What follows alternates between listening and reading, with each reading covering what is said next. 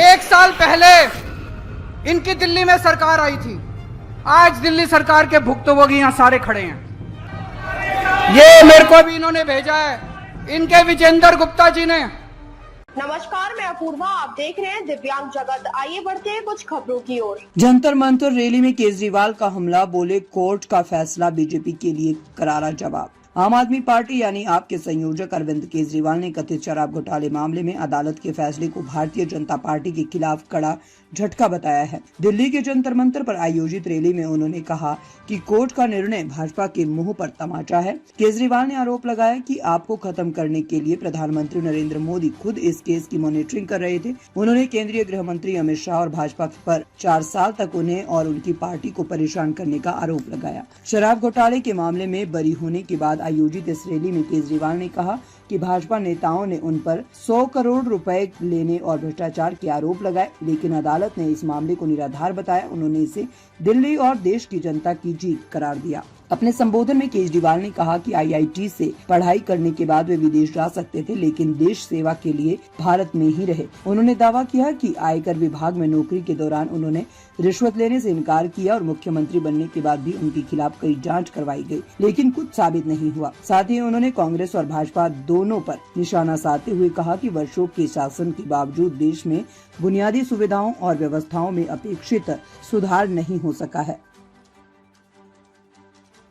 एक साल पहले इनकी दिल्ली में सरकार आई थी। आज दिल्ली सरकार के भुक्तभोगी यहां सारे खड़े हैं। ये मेरे को भी इन्होंने भेजा है, इनके विजेंद्र गुप्ता जी ने ये ट्वीट करा था। ये ट्वीट है 11 नवंबर 2024 का। मैं सभी बस मार्शलों को आश्वस्त करता हूं कि भारतीय जनता पार्टी दिल्ली की सत्ता में आते ही 60 दिनों के अंदर बस मार्शलों को नियमित कर देगी। हो गए भाई नियमित? धोखेबाज विजेंद्र गुप्ता, धोखेबाज बीजेपी, धोखेबाज प्रधानमंत्री, धोखेबाज गृह मंत्री। मेरे को याद है प्रधानमंत्री जी खुद आके कह के गए थे दिल्ली में कि 8 मार्च 2025 से दिल्ली की हर महिला के अकाउंट में 2,500 आगे 2,500 रुपए। भाई अगर देश का प्रधानमंत्री झूठा हो तो उस देश की तरक्की कैसे हो सकती है? फिर देश के लोग किसके पास जाएंगे अगर देश का प्रधानमंत्री सरेआम स्टेज से खड़ा होकर झूठ बोलने लगे?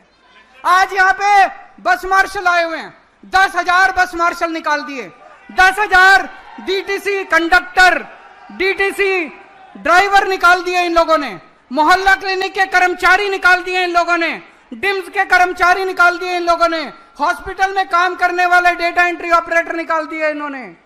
अरे इतनी महंगाई में मुश्किल से नौकरी मिलती है। अगर 2 लोगों को नौकरी दे सको तो दे लो, नहीं तो कम से कम लोगों की नौकरी तो मत छीनो दोस्त। आज पूरी दिल्ली दुखी हो रही है इन लोगों से। सारी सड़कें टूटी पड़ी हैं, चारों तरफ गंदगी गंदगी हो रही है, लोगों के घर में काला पानी आ रहा है, पीने का पानी नहीं है। पहले हमारे टाइम में 24 घंटे बिजली मिलती थी, अब बिजली के लंबे लंबे पावर कट चल रहे हैं। पूरी दिल्ली बर्बाद हो गई।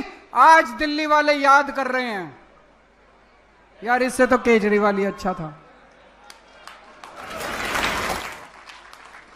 आज चुनाव करा लो दिल्ली में, कितनी सीट आएंगी? आज चुनाव करा के देख लो दिल्ली में। अब तक के लिए बस इतना ही। आगे खबरों को देखने के लिए हमारे चैनल को लाइक करें, शेयर करें, सब्सक्राइब करें। नमस्कार।